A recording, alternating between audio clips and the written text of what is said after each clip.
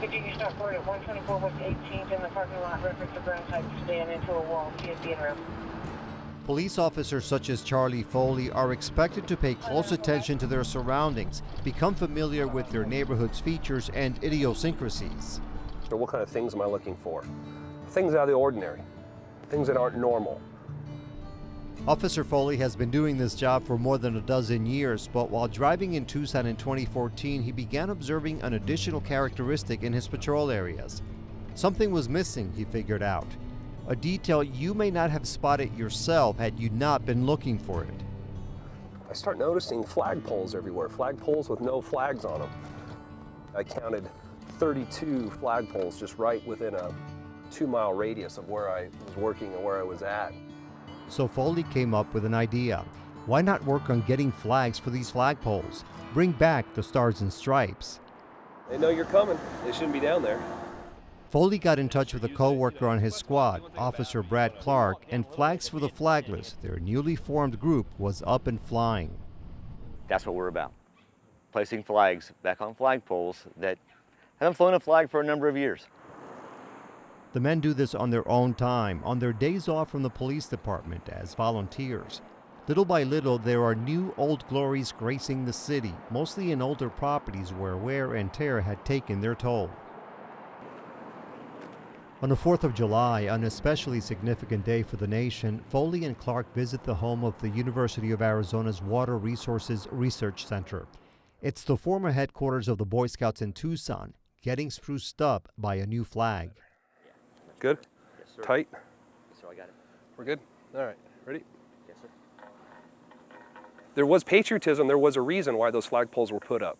Whether it was someone was in the military, the community involvement, the city involvement, the national involvement. I want to bring that back. Same day in downtown Tucson, a historic funeral home is adorned with this nation's symbol once again. Candy Moser, whose 2 sons have served in the military, is the office manager at the business. Flag is very important to us. Our family is very patriotic, and it's just important for us to show our support for not only our military, but for our country. A couple of blocks north of downtown Tucson, the emphasis turns to a business that is owned by Lupita Chesco Montiel. She used to fly a flag here, but the pole's mechanisms began to fail. She got older and busier, and months turned into years. Chesco Montiel says she was excited to hear from Flags for the Flagless. She shares a special connection to the Stars and Stripes. The flag is when my daughter served in the Army and she was honorably discharged. She was killed here in Tucson in an automobile accident, and this flag draped her coffin. So this is the last thing that touched her body, and this is very dear to me. It's very dear to my heart. I thank you for your daughter's service.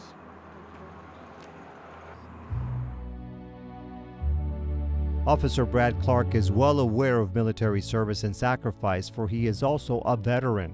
Clark served in Army infantry units for 20 years and was deployed twice. I served in Operation Enduring Freedom, and I served during the war in Iraq. When he retired from the Army, Clark decided to continue serving in the civilian world, so he embarked on a new career as a Tucson police officer. I wanted to be a soldier, and I wanted to be a police officer. And fortunately, I've been able to do both of those. I'm very proud of that, actually, and it's very important to me to be able to do that. And Flags for the Flagless is one more mission in his life. September 11, 2014, another historic structure draws attention in downtown Tucson. This time there's a large public gathering at the Chase Bank building to witness the Patriots' Day ceremony involving the flags. Officers Foley and Clark are leading the charge once more. Old Glory has been missing here for decades, but now she's waving again.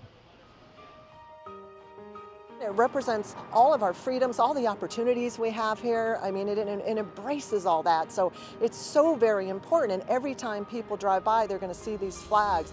And it moves you. It moves me when I see those flags. It brought a tear to my eye, and it always does.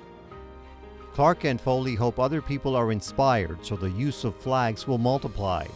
This symbol is for everyone, they say, regardless of political party, socioeconomic status, or any other differences we may have. I've asked a lot of people what they felt the flag meant to them. And the usual answers are liberty and freedom. I always add one. I add responsibility to that too. I think we as citizens of this country have a responsibility to this country. And I think that includes to each other. I don't know why the flag has become a political statement. The flag doesn't belong to one group. It doesn't belong to one person or one entity. It belongs to everybody.